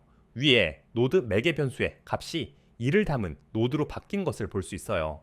먼저 실행한 메소드의 내부에서 다시 실행된 메소드인 것입니다. 이번에 실행된 메소드는 왼쪽의 이 트리를 대상으로 한다고 생각하셔도 좋습니다. 노드의 값이 비어있지 않고 이번에는 노드의 값이 벨보다 작기 때문에 이 조건문들의 코드는 실행되지 않겠죠. 대신 이번에는 이 부분이 실행될 것입니다. 벨로 주어진 4가 노드의 값인 이보다 크니까요. 그래서 이번에는 그 오른쪽 자식인 이 노드를 대상으로 다시 인서트가 제귀적으로 실행됩니다. 이번에는 여기 위치한 새 꿈속으로 또 들어가는 거예요. 이렇게 3이 주인공인 꿈속으로 들어왔습니다. 그래서 이와 같이 3의 노드를 첫 번째 인자로 갖는 인서트가 호출된 거죠. 여기서도 벨이 노드의 값보다 크기 때문에 이 조건문의 코드가 실행돼요. 또 다시 여기서 호출되는 새로운 꿈속으로 들어가야겠죠. 문제는 이곳에서의 노드는 리프이므로 오른쪽 자식이 없다는 것입니다. 때문에 여기서는 인서트의 첫 번째 인자로 빈값을 전달해야 해요. 그렇게 도착한 마지막 꿈은 이와 같습니다. 노드로 빈값이 전달되어 있어요. 그래서 이번에는 이 조건문의 코드가 실행될 것입니다. 그래서 벨 매개 변수로 주어진 값으로 새 노드를 만든 다음 이를 반환하게 돼요. 이는 살을 담은 노드를 손에 쥔 채 꿈속에서 빠져나오는 것을 말합니다. 그렇게 바로 이전 꿈으로 빠져나옵니다. 첫 번째 매개 변수로 3을 가진 노드가 주어졌던 꿈이었죠. 해당 노드는 꿈으로부터 가져온 살을 담은 노드를 오른쪽 자식으로 할당받게 됩니다. 가장 깊숙한 꿈에서 리턴한 사 노드가 이 호출문을 통해 반환되는 거예요. 그래서 이 꿈의 주인공인 3노드는 4노드를 오른쪽 자식으로 갖게 됐어요. 그리고 이 노드도 메소드 마지막 줄에 리턴문에 의해 그 이전 꿈으로 되돌려 보내지게 되죠. 정확히는 3과 4를 담은 트리가 바깥쪽 꿈으로 반환되는 것입니다. 그렇게 빠져나온 꿈에서는 이가 주인공이었죠. 안쪽 꿈에서 갖고 나온 3과 4를 담은 트리는 이를 가진 노드의 오른쪽 자식으로 할당됩니다. 이번에는 1, 2, 3, 4를 포함하고 2가 루트인 이 트리가 반환될 차례죠. 드디어 가장 바깥쪽 꿈으로 돌아왔습니다. 이제 2를 루트로 갖고 4가 리프로 추가된 이 트리가 5의 새로운 왼쪽 트리로 할당되는 거예요. 이와 같은 과정을 거쳐 5가 루트인 이 트리의 4가 추가되는 것입니다. 초보자분들께는 난해할 수 있지만 이 과정을 한 번 깨우치고 나면 앞으로 보게 될 재귀 함수들도 한결 쉽게 이해하실 수 있게 될 거예요. 그럼 다음 기능을 알아보겠습니다. 특정 값을 가진 노드를 탐색하는 이 서치 메소드 역시 재귀를 사용해요. 아래의 트리에서 6을 가진 노드를 검색한다고 가정하겠습니다. 트리의 루트인 5 노드를 노드 매개 변수로 찾는 값인 6을 벨 매개 변수로 전달하여 메소드를 실행해요. 벨인 6이 노드의 값인 5보다 크기 때문에 이 else 문의 코드가 실행됩니다. 그래서 루트의 오른쪽 자식을 첫 번째 매개 변수로 하여 다시 서치 메소드를 재귀적으로 실행하죠. 그래서 7을 루트로 갖는 트리에 대해 해당 메소드를 실행한 것과 같다고 했죠. 여기서는 노드의 값인 7이 벨인 6보다 크기 때문에 이 부분의 코드가 실행됩니다. 노드의 왼쪽 자식인 6 노드를 대상으로 또 다시 재귀를 실행하는 거죠. 이번에는 노드와 벨이 모두 6입니다. 그래서 이 첫 번째 조건문의 코드가 실행되죠. 여기서 목표인 이 노드가 반환되는 거예요. 만약에 트리에 찾는 값이 없다면 반환되는 노드는 빈값이겠죠. 어느 쪽이든 이 반환값이 중첩된 메소드들을 거슬러 올라가 최종적으로 반환되는 것입니다. 다음은 min_value 노드 메소드입니다. 이는 주어진 노드로부터 시작해서 그 아래로 가장 작은 값을 가진 노드를 찾는 메소드예요. 이처럼 루트에서 시작한다고 가정해 보겠습니다. 이 작업이 어떻게 진행될지는 쉽게 예상하실 수 있죠. while문을 사용해서 더 이상 왼쪽 자식이 나오지 않을 때까지 연이어 왼쪽 자식으로 건너가기만 하면 돼요. 이진 탐색 트리에서는 각 노드의 왼쪽 자식이 더 작은 값을 가지니까요. 그래서 루트에서 시작한 경우 이처럼 1을 가진 노드가 반환되는 것입니다. 이 메소드는 이해하시기 쉬웠을 거예요. 사실 이 메소드는 다음 메소드인 delete 메소드 내부에서 사용되기 위함입니다. 마지막으로 살펴볼 delete 메소드예요. 말 그대로 트리로부터 특정 값을 가진 노드를 제거하는 메소드입니다. 이와 같이 5를 값으로 갖는 루트를 가진 트리가 있고 그로부터 3을 값으로 갖는 노드를 제거한다라고 가정해 보겠습니다. 현재 노드 매개 변수는 빈 값이 아니므로 이 조건문의 코드는 실행되지 않죠. 삭제할 값이 루트보다 작기 때문에 이 부분의 코드가 대신 실행됩니다. 보시다시피 여기서도 재귀를 사용해요. 루트의 왼쪽 자식을 대상으로 같은 delete 메소드를 실행하는 것입니다. 제거할 값이 루트보다 작기 때문에 루트의 왼쪽 자식을 루트로 갖는 또 다른 트리를 대상으로 재귀를 하는 거예요. 그렇게 실행된 메소드에서는 1을 값으로 가진 이 노드가 노드 매개 변수로 주어집니다. 이번에는 제거할 값이 노드보다 크기 때문에 이 조건문의 코드가 실행되죠. 그래서 이 3을 루트로 갖는 트리를 대상으로 또 재귀가 실행됩니다. 이번 메소드 실행에서는 3의 노드가 주인공이죠. 여기서는 찾는 값과 노드가 일치하기 때문에 이 부분의 코드들이 실행돼요. 이 노드가 바로 제거할 값이기 때문에 이 노드에 자식들이 있을 경우 이들을 부모 노드와 이어주면 됩니다. 만약 이 노드가 왼쪽 자식을 갖고 있지 않다면 오른쪽 자식을 부모와 이어주면 되겠죠. 그래서 이처럼 오른쪽 자식을 반환해줍니다. 오른쪽 자식도 없다면 어차피 빈 값이 반환될 것이므로 상관없죠. 이렇게 반환된 값은 바로 바깥쪽 꿈으로 반환된다고 했죠. 그래서 마지막 재규를 빠져나오면 원래 3의 노드가 있었던 자리가 이처럼 4의 노드로 대체되는 것입니다. 3의 노드가 연결된 자리에 4의 노드가 대신 연결됨으로써 3의 노드는 트리에서 제거되는 거예요. 그렇게 모든 재규로부터 빠져나오고 나면 기존의 트리는 이처럼 3이 제거된 상태가 되어 있을 것입니다. 한 번에 이해되지 않았더라도 한 두 번 더 찬찬히 영상을 돌려보시면 어렵지 않게 원리를 깨달으실 수 있을 거예요. 이번에는 여기서 루트인 5의 노드를 제거해 보겠습니다. 루트인 노드의 값과 찾는 값인 벨의 값이 동일하기 때문에 바로 이 부분에 코드가 실행될 거예요. 왼쪽 자식과 오른쪽 자식 모두 빈 값이 아니므로 이 코드들은 실행되지 않습니다. 이 노드를 그냥 제거해버리면 양쪽의 자식들은 트리에서 끊어져 버리기 때문에 조치를 취해야 하죠. 그래서 이와 같이 해당 노드의 오른쪽 자식으로부터 min_value 노드 함수를 실행합니다. 오른쪽 자식들 중 가장 작은 값이므로 트리 전체에서는 삭제할 노드 다음으로 작은 값이 되겠죠. 그렇게 찾아낸 노드가 바로 이 6의 노드예요. 이 노드를 이 템프란 이름의 변수에 저장합니다. 그리고 삭제할 노드의 값을 템프 노드의 값으로 대체해요. 이 노드를 삭제하는 대신 그 값을 다른 노드의 값으로 바꾸는 것입니다. 그리고 나서 오른쪽 자식들의 다시 delete 메소드를 재규적으로 실행하여 기존의 6의 노드를 지워주면 끝나는 거예요. 이와 같은 방식으로 트리에서 다른 노드들은 유지하면서 주어진 값에 노드를 제거할 수 있는 것입니다. BST 클래스의 마지막 메소드는 이노더 메소드예요. 지난 레슨에 알아본 메소드이므로 다시 설명드릴 필요는 없을 것입니다. 이노더 메소드는 이번 레슨에 배운 이진 탐색 트리의 순회에 사용된다고 말씀드렸죠.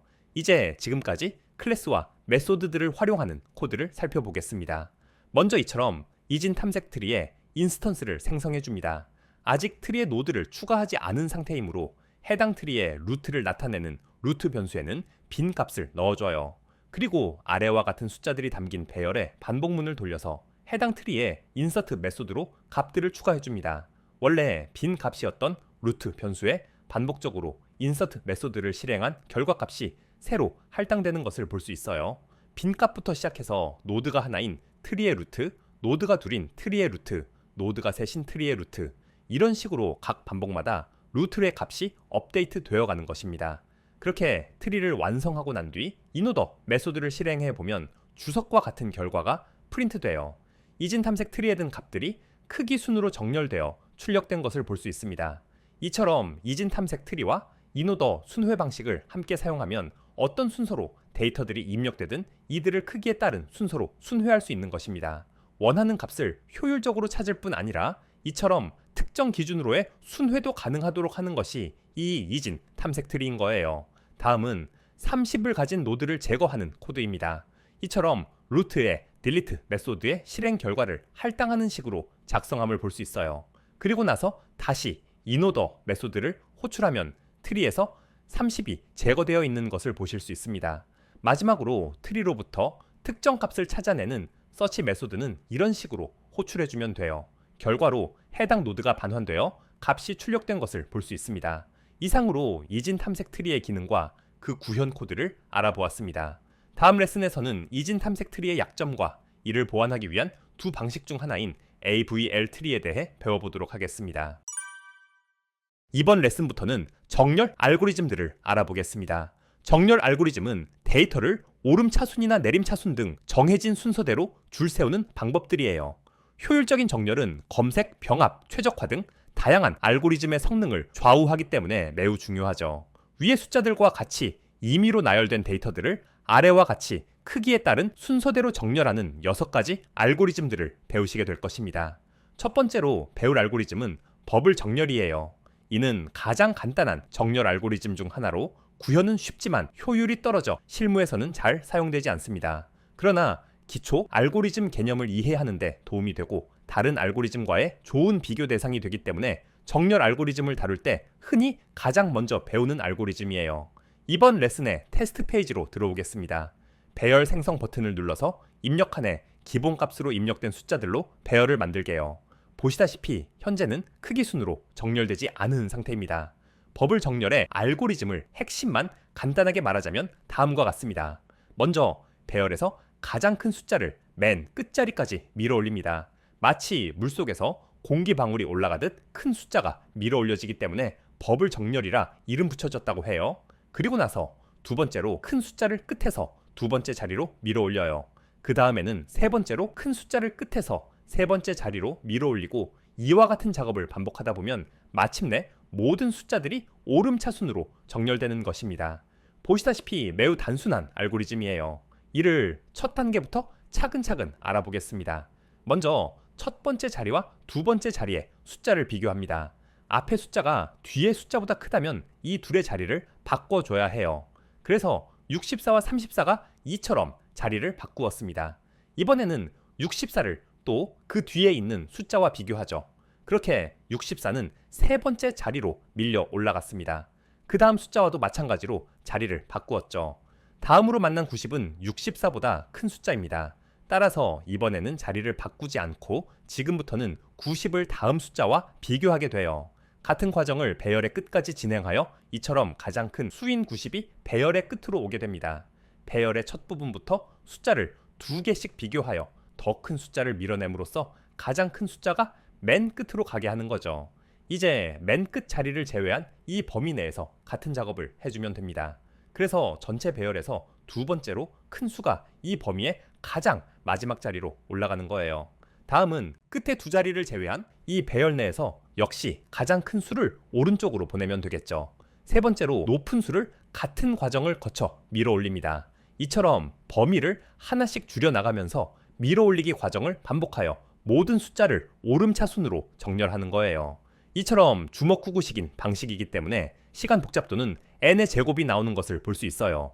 이는 n명의 사람들이 각자 모든 다른 사람들과 악수를 하는 것과 같은 레벨의 시간 복잡도라고 강의 초반에 말씀드렸죠.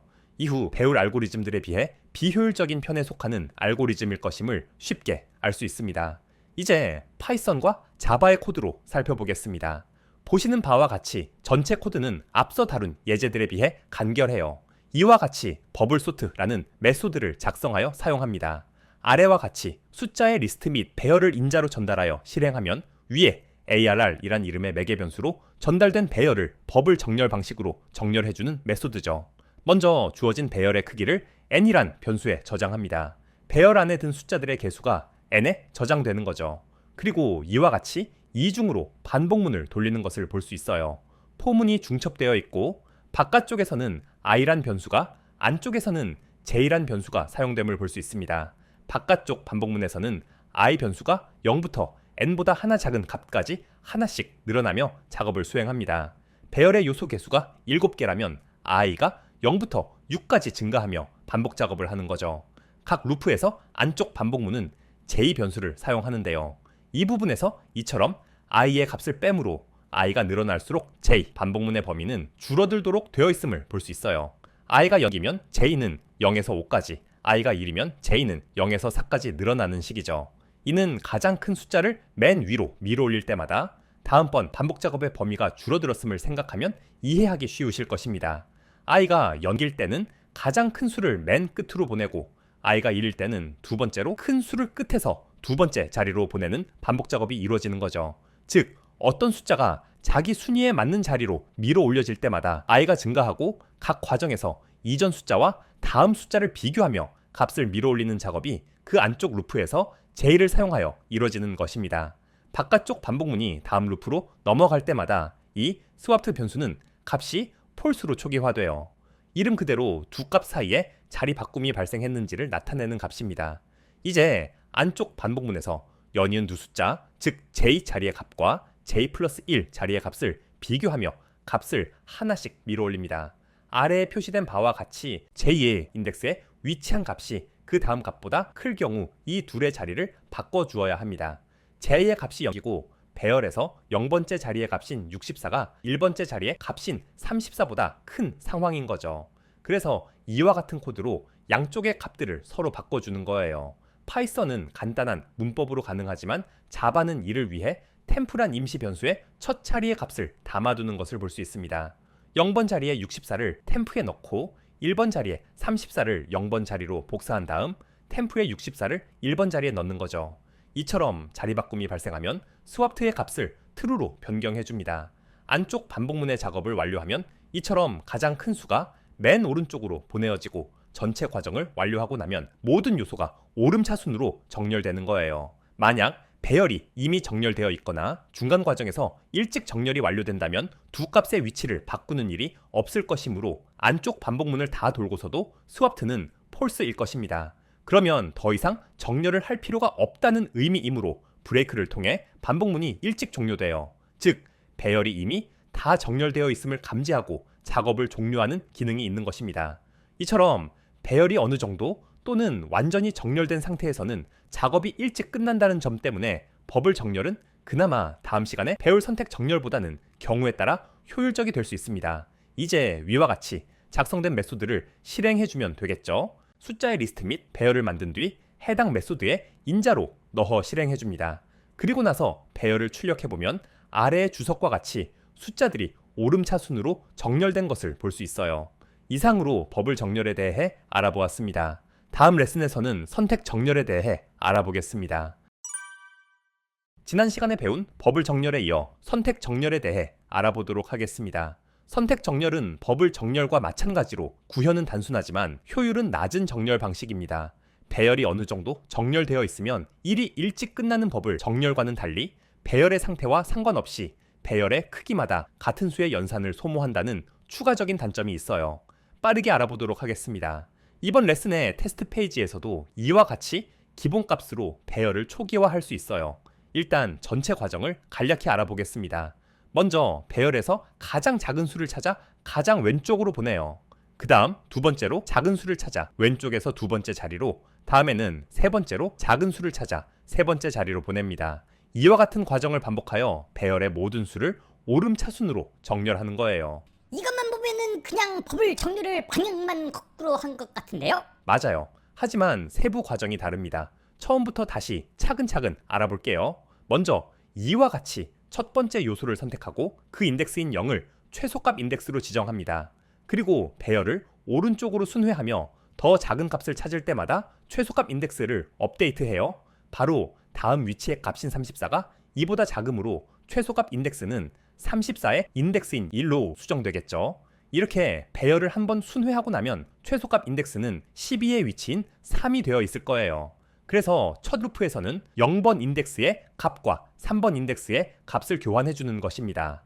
그래서 이처럼 배열에서 가장 작은 값인 12가 맨 왼쪽으로 오게 되었죠. 다음 루프에서는 이처럼 1번 인덱스부터 시작해서 그 다음으로 작은 값의 자리를 찾아 오른쪽으로 배열을 순회해요. 같은 과정을 거쳐서 배열에서 두 번째로 작은 값인 14의 위치를 찾아냅니다. 해당 자리의 14를 1번 자리의 값과 서로 바꿔주면 되겠죠. 그래서 두 번째로 작은 값이 왼쪽에서 두 번째로 오게 되었고, 같은 과정을 끝까지 다 거치고 나면 모든 요소들이 오름차순으로 정렬되는 것입니다. 이 선택 정렬에서는 버블 정렬에서와 달리 교환 작업은 안쪽 루프마다 한 번씩만 일어나는 것을 볼 수 있어요. 시간 복잡도는 버블 정렬과 같이 n의 제곱으로 비효율적인 정렬 방식이기 때문에 역시 실무에서는 잘 쓰이지 않습니다. 이제 코드를 살펴보겠습니다. 지난 레슨에서 다룬 버블 정렬의 예제를 보셨다면 이 역시 쉽게 알아보실 거예요. 위와 같이 셀렉션 소트라는 메소드가 작성되어 있습니다. 버블 정렬 예제와 마찬가지로 숫자들의 리스트 및 배열을 해당 메소드에 인자로 전달해서 정렬할 거예요. 역시 정렬할 숫자들의 개수를 n 변수에 저장합니다. 바깥쪽과 안쪽에서 각각 i 변수와 j 변수를 사용해서 이중 포문을 돌리는 것도 똑같아요. 여기서도 i가 증가할 때마다 j2의 작업 범위가 줄어듭니다. 단 버블 정렬과는 반대로 여기서는 앞에서부터 줄어들죠. i가 0이면 j2는 1부터, i가 1이면 j2는 2부터 순회를 하는 것입니다. 주어진 범위 내에 가장 작은 숫자가 앞쪽으로 보내질 때마다 i가 하나씩 증가함을 생각하면 쉽게 이해하실 수 있을 거예요. 각 i 루프에서는 첫 값, 즉 가장 앞자리의 인덱스를 최소값 인덱스 변수에 저장합니다. 그리고 안쪽 반복문을 돌려서 그 이후의 값과 해당 자리의 값을 하나하나 비교하면서 그보다 더 작은 값이 나올 때마다 최소값 인덱스 값을 해당 자리의 인덱스로 바꿔나가는 거죠. 그렇게 안쪽 반복문을 다 실행하고 나면 최소값 인덱스에는 해당 범위에서 가장 작은 숫자의 인덱스가 들어있게 되고, 두 인덱스의 값들을 서로 바꿔줌으로써 해당 범위 내에 가장 작은 값을 맨 앞으로 보내는 것입니다. 버블 정렬 때와 같은 코드로 두 자리의 값을 교환한 것을 볼 수 있죠. 이 과정을 끝까지 진행하면 모든 숫자가 오름차순으로 정렬되는 것입니다. 코드를 보시면 아실 수 있듯 이 방식에는 숫자가 다 정렬되어 있어도 이를 감지하고 작업을 종료하는 장치가 없습니다. 때문에 앞서 배운 버블 정렬보다도 불리한 부분이 있는 정렬이에요. 아래는 이 메소드의 리스트 및 배열을 인자로 전달하여 선택 정렬을 실행하는 코드, 그리고 그 결과를 출력하여 정렬된 숫자들을 확인하는 코드입니다. 이와 같이 선택 정렬을 알아보았습니다. 다음 레슨에서는 삽입 정렬에 대해 알아보도록 하겠습니다. 이번 레슨부터는 그래프를 알아보겠습니다. 그래프는 버텍스와 엣지로 구성된 비선형 자료 구조로 다양한 현실 세계의 문제를 모델링하는 데 사용됩니다. 예를 들어 소셜 네트워크, 지도, 컴퓨터 네트워크, 웹페이지 링크 구조 등이 그래프의 전형적인 예입니다. 버텍스는 그래프의 기본 구성 단위이며 노드라고도 부릅니다. 숫자가 쓰인 공으로 표시된 것들이 노드들이에요. SNS로 치면 각 사람의 계정들이 노드가 되겠죠.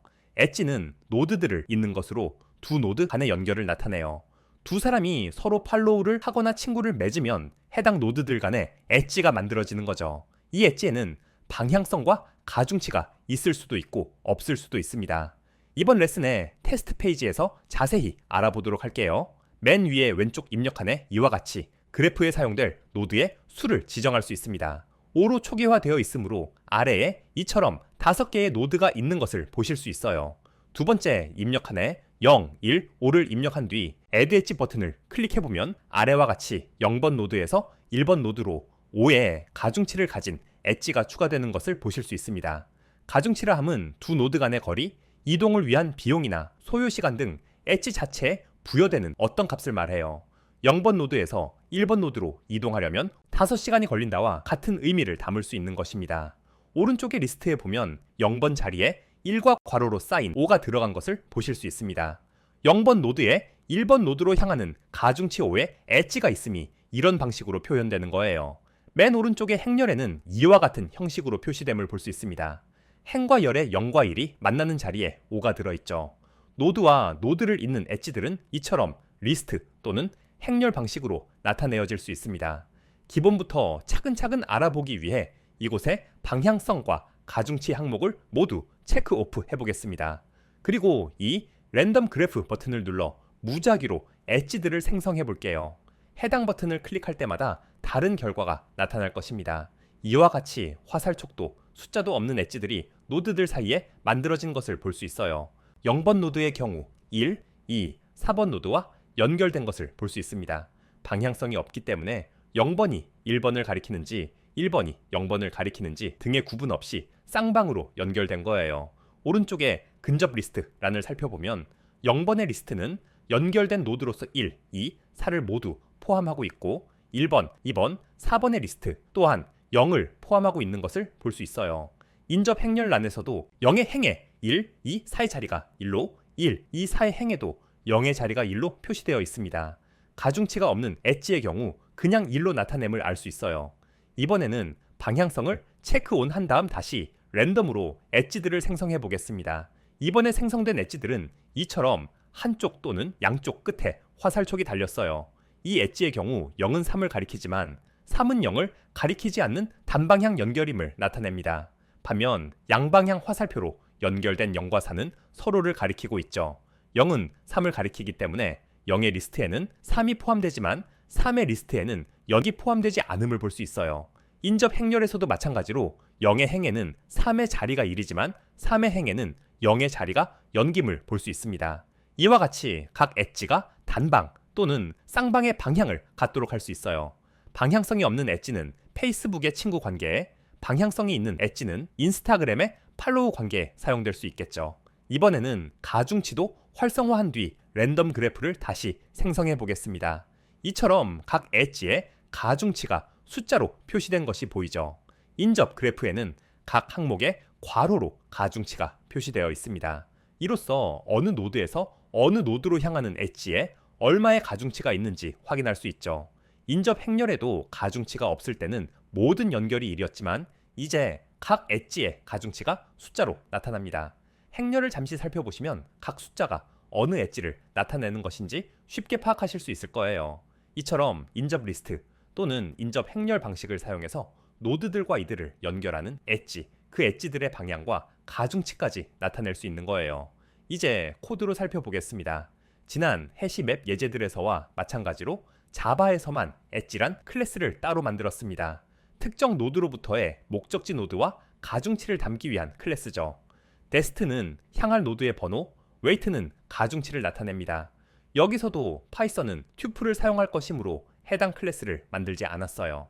그래프의 클래스 윗부분입니다. 첫 번째 속성으로 해당 그래프에 방향성이 있는지 여부를 불리언으로 가져요. 파이썬의 경우 이를 명시하지 않으면 거진으로 초기화됨을 볼 수 있습니다. 그리고 엣지들의 리스트가 파이썬에서는 딕셔너리, 자바에서는 맵 형태로 선언됩니다. 자바의 코드를 보면 각 노드의 번호가 키로, 해당 노드로부터 뻗어갈 엣지들의 리스트가 값으로 들어갈 것을 짐작할 수 있어요. 이 클래스의 첫 번째 메소드는 엣지를 추가하는 메소드입니다. 매개 변수로 출발지가 될 노드, 도착지 노드, 그리고 가중치를 각각 정수로 전달받죠. 파이썬의 경우 가중치를 입력하지 않으면 기본값으로 1이 주어짐을 볼 수 있습니다. 가중치가 없는 그래프는 세 번째 인자를 모두 1로 사용하기로 한 거예요. 먼저 딕셔너리 및 맵의 출발지 노드에 해당하는 엔트리가 없을 경우 1을 추가합니다. 4번 노드에 대한 엣지를 추가한 적이 없는 그래프라면 딕셔너리 및 맵에 키가 4인 엔트리가 없을 것이므로 키는 4, 값은 빈 리스트를 갖는 엔트리를 생성하여 넣어주는 것이죠. 그렇게 해당 자리에 리스트를 확보한 다음 해당 리스트에 엣지를 추가해주면 되는 것입니다. 키에 해당하는 노드가 가리킬 대상, 노드와 가중치를 튜플 및 엣지 객체로 만들어 리스트에 넣어주는 거죠. 만약 방향성이 없는 그래프라면 모든 엣지가 양방향이 되도록 만들어 주어야 해요. 그래서 출발지와 도착지를 서로 뒤바꾼 채 똑같은 작업을 아래와 같이 해줍니다. 0번에서 3번으로 향하는 엣지를 추가했다면 3번에서 0번으로 향하는 엣지도 추가해주는 거예요. 나머지 코드입니다. 이 프린트 그래프 메소드는 단순히 그래프를 순회하며 출력하는 기능이므로 따로 설명하지 않겠습니다. 아래는 이를 두 가지 방식으로 사용하는 코드들이에요. 먼저 방향성이 없는 그래프 인스턴스를 만들었습니다. 생성자의 인자로 거지들 전달하는 것을 볼 수 있죠. 그리고 이처럼 두 개의 엣지를 추가합니다. 세 번째 인자는 전달하지 않거나 1을 전달해서 가중치는 모두 1로 적용되었어요. 즉 방향성도 가중치도 없는 그래프로 사용하는 것입니다. 결과를 출력해보면 이처럼 3개의 리스트에 총 4개의 엣지가 출력되는 것을 볼 수 있습니다. 엣지를 2개 만들었는데 4개의 엣지가 만들어진 거죠. 방향성이 없는 그래프이므로 모든 엣지가 양방향이 되었기 때문이에요. 이번에는 방향성이 있는 그래프의 인스턴스를 생성했습니다. 엣지를 추가하는 메소드의 세 번째 인자들로는 각각 4와 5를 전달했어요. 방향성도 가중치도 있는 그래프인 것입니다. 그래서 이처럼 두 개의 엣지가 존재하고 각각 가중치를 갖고 있는 것을 볼 수 있어요. 이것이 인접 리스트 방식으로 구현한 그래프입니다. 이번에는 인접 행렬로 구현한 그래프예요. 여기서도 해당 그래프가 방향성을 가질지를 다이렉티드 속성으로 지정합니다. 파이썬의 경우 거지디 기본값으로 되어 있죠. 이번에는 행렬을 사용하기 때문에 노드의 수를 생성자로 전달받아 처음부터 지정해야 해요. 노드의 수가 곧 행렬의 너비, 높이가 되기 때문입니다. 이 정수값을 기준으로 2차원 배열의 크기를 이와 같이 정하는 거예요. 노드 수가 5개라면 5개 크기의 배열이 5개 들어간 2차원 배열이 만들어지겠죠. 엣지를 추가하는 메소드는 인접 리스트 방식에서와 같이 출발 노드, 도착 노드, 가중치를 매개 변수로 받습니다. 여기서는 2차원 배열에 출발지 번호와 도착지 번호로 접근하여 가중치를 넣어주면 되므로 코드가 훨씬 간단하죠. 방향성이 없는 그래프라면 반대쪽 방향으로도 같은 가중치의 값을 넣어주면 됩니다. 아래의 프린트 그래프는 단순히 행렬을 출력하는 메소드이므로 넘어가도록 할게요. 이제 위에 작성한 클래스를 사용하는 코드입니다. 여기서도 똑같이 진행할 거예요. 차이가 있다면 그래프의 인스턴스를 생성할 때 노드들의 수를 미리 넣어준다는 것입니다. 먼저 노드가 3개 있고 방향성이 없는 그래프를 만들어주고요. 이와 같이 가중치가 1인 엣지를 2개 추가해 보겠습니다. 이전 예제와 마찬가지로 엣지 4개가 만들어졌음을 출력된 행렬에서 볼 수 있어요. 다음은 방향성이 있는 그래프입니다. 여기서는 가중치를 두어서 엣지를 2개 추가했고 행렬에서 두 엣지가 표시됨을 확인할 수 있어요. 이와 같이 그래프의 개념과 이를 인접 리스트, 인접 행렬로 구현하는 방법을 알아보았습니다. 다음 시간에는 이를 깊이 우선 방식과 너비 우선 방식으로 탐색하는 방법을 알아보겠습니다.